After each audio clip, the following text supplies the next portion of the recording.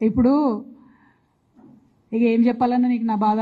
నేనేమంటున్నా అంటే అనుచితమైనటువంటి వ్యాఖ్యలు ఒక ఇంటి ఆడబిడ్డగా నా మీద చేస్తే యావత్ తెలంగాణ బాధపడి అనేక మంది ఎక్కడికక్కడ డైరెక్ట్గా రియాక్ట్ అయినారు. మరి ఏమైందో ఏమో నాకు తెలియదు, కానీ బీఆర్ఎస్ పార్టీలో ఉన్న అన్నదమ్ములకు వాళ్ళు మాత్రం ఎవరు రియాక్ట్ కాలేదు. ఎందుకు కాలేదు అన్నటువంటి విషయం ఒకటి ఆలోచించాలి. రెండు, మీ అందరికీ తెలుసు నేను ఎప్పుడు కూడా నిర్దిష్టమైన సమాచారం లేకుండా మాట్లాడను. ఇవాళ నేను చాలా నిర్దిష్టమైన సమాచారంతో చెప్తున్నా. ఆ వ్యాఖ్యల వెనుక ఒక బీఆర్ఎస్ పెద్ద నాయకుడి హస్తం ఉన్నది. అందుకనే బీఆర్ఎస్ పార్టీ నాయకులు ఎవరు కూడా రియాక్ట్ కాలేదని చెప్పి నేను బలంగా నమ్ముతా ఉన్నాను. ఆ కుట్రలు చేసిన పెద్ద నాయకులు ఏమనుకుంటున్నారంటే నా దగ్గర ఎవరో 10 మందిని పెట్టి నా దగ్గర జరిగే అంశాల సమాచారం ఎప్పటికప్పుడు తీసుకుంటున్నామని చావు తెలివితేటలు ప్రదర్శిస్తున్నారు. కానీ ఆ బాగా పెద్దగా ఉన్న నాయకుడికి అర్థం కావాల్సింది ఏంటంటే అక్కడేం జరుగుతుందో కూడా నాకు సమాచారం వస్తూనే ఉంటుంది. సో మీరు ఏ టైంలో ఎవరిని కలిశారు, నా మీద వ్యాఖ్యలు చేయడానికి మీరు ఎవరిని ప్రోత్సహించారు, మీరు ఎంత కింద స్థాయికి దిగజారి ఒక ఆడబిడ్డ మీద అటువంటి వ్యాఖ్యలు చేయించారు, ఇవన్నీ కూడా నేను చూస్తున్నా, గమనిస్తున్నా. నేను బలంగా కర్మ సిద్ధాంతాన్ని నమ్ముతున్నా. నేను మళ్ళీ చెప్తున్నా, ఇవాళ మీరు నన్ను ఒంటరి చేసి ఏదో చేయాలని అనుకోవచ్చు, నా మీద ఇటువంటి వ్యాఖ్యలు చేపించి శునకానందం పొందొచ్చు టెంపరీగా, కానీ దేవుడు అనేవాడు ఉన్నాడు. ఖచ్చితంగా అది మీకు తిరిగి కొట్టే సమయం వస్తుంది. ఒకటి. రెండు ఒక లిల్లీపుట్ నాయకుడు నల్గొండలో బీఆర్ఎస్ పార్టీని నాశనం చేసిన ఒక లిల్లీపుట్ నాయకుడు ఆమెవరు ఈమెవరు అని మా గురించి మాట్లాడుతూ ఉన్నారంటే మరి ఆయనకు ప్రోత్సాహం ఇస్తున్నది ఎవరో కూడా ప్రజలు ఆలోచించుకోవాలి. ఇవాళ నల్గొండ జిల్లాలో ఒక సీటు కూడా రాలే.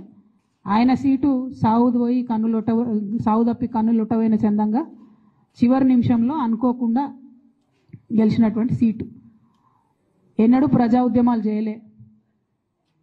కేసీఆర్ గారు లేకపోతే మరి నువ్వెవరు? అది కూడా ఆలోచించుకోవాలి కదా. కేసీఆర్ గారు లేకపోతే బీఆర్ఎస్ పార్టీలో ఉన్న ఏ నాయకుడైనా ఎవరు? ప్రజలకు మనందరినీ పరిచయం చేసింది కేసీఆర్ గారే కదా. మనలో మనం కన్ఫ్యూజన్ ఉన్నప్పుడు ఇష్టం వచ్చినట్టు మాట్లాడుకోవచ్చా? ఈ లిల్లీపుట్ నాయకుడు మాట్లాడంగానే ఇంకో చిన్న పిల్లగాడు నిన్నగాక మొన్న మా పార్టీలోకి వచ్చిన వాళ్ళు కూడా ఎటుపడతట్టు మాట్లాడు. అసలు ఎవరు మీరు? మీకు తెలంగాణ ఉద్యమంతో సంబంధం ఏంది? బీఆర్ఎస్ అధికారంలోకి వచ్చినాక బీఆర్ఎస్లోకి వచ్చి పదవులు పొంది ఉల్టా నా మీదనే మాట్లాడతారా మీరు? మేము ఉద్యమం చేసిందే మీ మీద కదా. చిన్న పిల్లగానిలా ఉండు బాబు. నువ్వు పెద్దవాళ్ళ విషయాల్లో తలదూర్చకు, తెలియని విషయాల్లో అసలే తలదూర్చకు. నీ వెనకాల చాలామంది ఉన్నారు అని అనుకుంటున్నావేమో. వాళ్ళ సంగతి కూడా ప్రజలకు వస్తుంది, తెలుస్తుంది. ఎప్పుడో ఒకసారి అన్నీ బయటపడతాయి. ఒక ఆవేదనతో చెప్తున్నా, నేను ఉట్టిగా చెప్తలేను. రాజకీయం చేయొచ్చు, కానీ ఇంత నీచంగా ఒక ఇంటి ఆడబిడ్డ మీద ఇటువంటి మాటలు మీరే అనిపించి స్పందించకుండా ఉంటారా? తెలంగాణ ప్రజలు ఊరుకోరు, నేను చెప్తున్నా.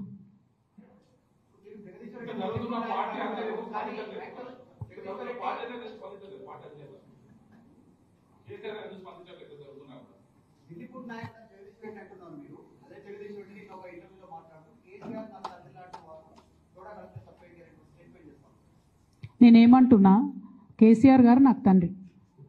వారికి నేను అంతరంగికంగా రాసినటువంటి ఉత్తరాన్ని బయటపెట్టి మొత్తం పార్టీలో జరుగుతున్న అంశాలన్నీ బహిర్గతం చేసింది ఎవరు? ఇయాల ఆ అంశాలన్నీ బహిర్గతం చేసి నన్ను మాట్లాడడానికి ఫోర్స్ చేసి ఇప్పుడు మళ్ళీ దాని చుట్టూ ఇట్లాంటి డ్రామాలు ఆడుతున్నటువంటి వాళ్ళు ఎవరు?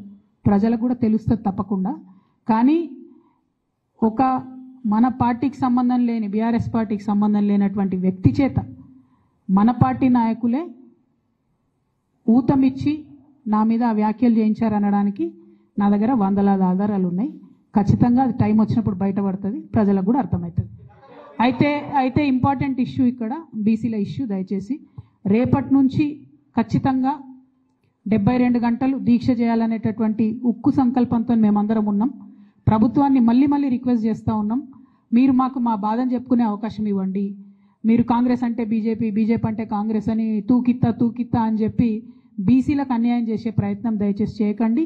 మాకు 72 గంటలు మాట్లాడే అవకాశం ఇవ్వండి. మేము అక్కడ కూర్చొని సత్యాగ్రహం చేస్తాం, మా బాధలు చెప్పుకుంటాం. అంతకుమించి మేము చేసేది ఏం లేదు. దానివల్ల కేంద్ర ప్రభుత్వంలో కదలిక వస్తే శాశ్వతంగా మన ముందు తరాల బీసీ బిడ్డలకు అందరికి కూడా లాభం జరుగుతుంది. ఆ అంశాలని దృష్టిలో పెట్టవలసింది నేను కోరుతా ఉన్నాను. అట్లానే నిన్నగాక మొన్న నా మీద విచిత్రమైన వ్యాఖ్యలు చేసినటువంటి వ్యక్తి కూడా రాష్ట్ర వ్యాప్తంగా ఉన్న నాయి బ్రాహ్మణులను కించపరిచే విధంగా మాట్లాడితే అన్ని జిల్లాల్లో ఉన్న నాయి బ్రాహ్మణ సోదరులు కూడా ఇలా అగ్గి రగులుతున్నటువంటి సంగతి కూడా మీకు తెలుసు. వాళ్ళు కూడా ముందుకు వస్తారు. రేపటి నాడు దీక్షల్లో కూడా వాళ్ళందరినీ కూడా పెద్ద ఎత్తున పాల్గొనేలాగా మేము ప్రోద్బలం చేస్తూ ఉన్నాము.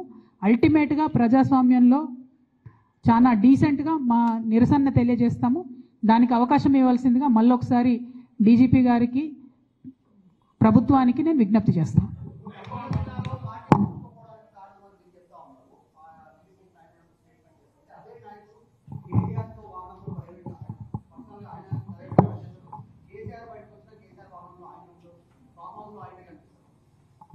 నేనేమంటున్నా అంటే ఆ లిల్లీపుట్ నాయకుడి గురించి మాట్లాడితే చాలా ఎక్కువ ఆయన గురించి ప్రజలకు తెలియజెప్పాలి కాబట్టి మాట్లాడినా, ఇక అంతకు మించి అవసరం లేదు. ఆ విషయంలో టైంకి ఖచ్చితంగా పార్టీ అధిష్టానం స్పందిస్తుందని చెప్పి నేను భావిస్తున్నాను. Thank you. Exactly, thank you. CM Ramesh గారు ఎందుకు మాట్లాడారో నాకు తెలియదు. సీఎం రమేష్ గారిని మాట్లాడించడానికే ఈ లేఖ లీక్ చేసిందేమో కూడా నాకు తెలియదు. ఇవన్నీ కంబైన్డ్ అయి ఉండొచ్చు. సీఎం రమేష్ గారు నాకు తెలిసినటువంటి వ్యక్తే, కానీ ఈ ఒక 5-6 ఏళ్లలో ఆయనతో పెద్ద నేను మాట్లాడింది కూడా లేదు. సో ఆయనంతటా ఆయన బయటకు వచ్చి చెప్పిండు అని అంటే దీనికి నా లెటర్ లీక్ అవ్వడానికి వెనక కూడా ఏదో అవినాభావ సంబంధం ఉందని నేను భావించే పరిస్థితి వస్తుంది. నా దగ్గర ప్రత్యక్షంగా సమాచారం లేదు ఆ విషయంలో. కాకపోతే ఆయన మాట్లాడడానికి ఆధారం ఆ లేఖలోంచి తీసుకున్నారు కాబట్టి ఈ లింక్ ఏదో ఉంది అని చెప్పి నేను భావిస్తున్నాను. Thank you. కోర్టుకు ఆల్రెడీ పోయినాం బ్రదర్. 1, 2 నాతో పాటు ఇంకా కొంతమంది నాయకులందరూ కూడా చేస్తామని చెప్పారు. ఆ జాబితా అంతా కూడా మేము సాయంత్రం లోపల రిలీజ్ చేస్తాము. దాంతోపాటు ఒకవేళ కోర్టు పర్మిషన్ ఇవ్వకపోతే, ప్రభుత్వం పర్మిషన్ ఇవ్వకపోతే నన్ను ఎక్కడ ఉంచితే అక్కడ, అవసరమైతే ఇక్కడనే కూర్చొనైనా దీక్ష కంటిన్యూ చేస్తా. అందులో ఏం అనుమానం లేదు.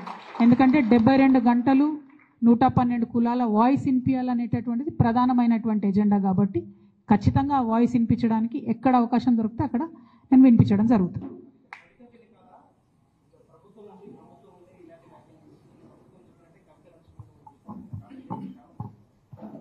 నేను అదే అంటున్నానే, మ్యాచ్ ఫిక్సింగ్ వాళ్ళకు అలవాటు, ఉద్యమంలో ద్రోహం చేసింది వాళ్ళకు అలవాటు. మేము ఉద్యమాలు చేసి బతుకమ్మలు ఎత్తుకొని పోతుంటే ఆనాడు మమ్మల్ని బంధించింది వాళ్ళు. అధికారం రాగానే ఈ పార్టీలకు వచ్చి పదవులు అనుభవించింది వాళ్ళు. ఇవాళ వాళ్ళు తిరిగి వేరేల్తి చూపించి మాలాంటి వాళ్ళ మీద మాట్లాడుతున్నారంటే నిజంగా కూడా ఇలా బాధపడుతున్న తెలంగాణ ఉద్యమకారులు ఎవరి వల్ల బాధపడుతున్నారు? ఈ సొంటలకు పదవులు ఇచ్చుడు వల్లనే బాధపడుతున్నారు. కాబట్టి నేను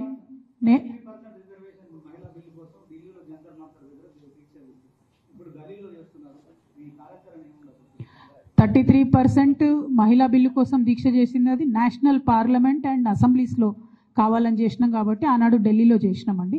దానికి ప్రిల్యూడ్గా కూడా మేము అన్ని రాష్ట్రాల్లో ఉన్న మహిళా సంఘాలతో కోఆర్డినేట్ చేసుకుని చేసాం, ఉట్టిగా చేయలే. 2 ఇప్పుడు మనం చేసేది తెలంగాణ బీసీ బిల్ కోసం చేస్తున్నాం కాబట్టి ఇక్కడ దీక్ష చేస్తూ ఉన్నాం. ఆనాడు తెలంగాణ అసెంబ్లీలో అంబేద్కర్ విగ్రహం కావాలంటే కూడా ఇక్కడనే చేసినాం. సో అందుకే తెలంగాణ బీసీ బిల్ కోసం హైదరాబాద్ కేంద్రంగా ఇందిరా పార్క్లోనే అడుగుతూ ఉన్నాం పర్మిషన్. అందరికీ అందుబాటులో ఉండేటటువంటి ప్లేస్ ఒకటి, అందరు గుర్తుపట్టేటటువంటి ప్లేస్ కాబట్టి అక్కడే చేద్దామని అనుకుంటా ఉన్నాం. అందుకే ప్రభుత్వాన్ని కోరుతా ఉన్నాం పర్మిషన్.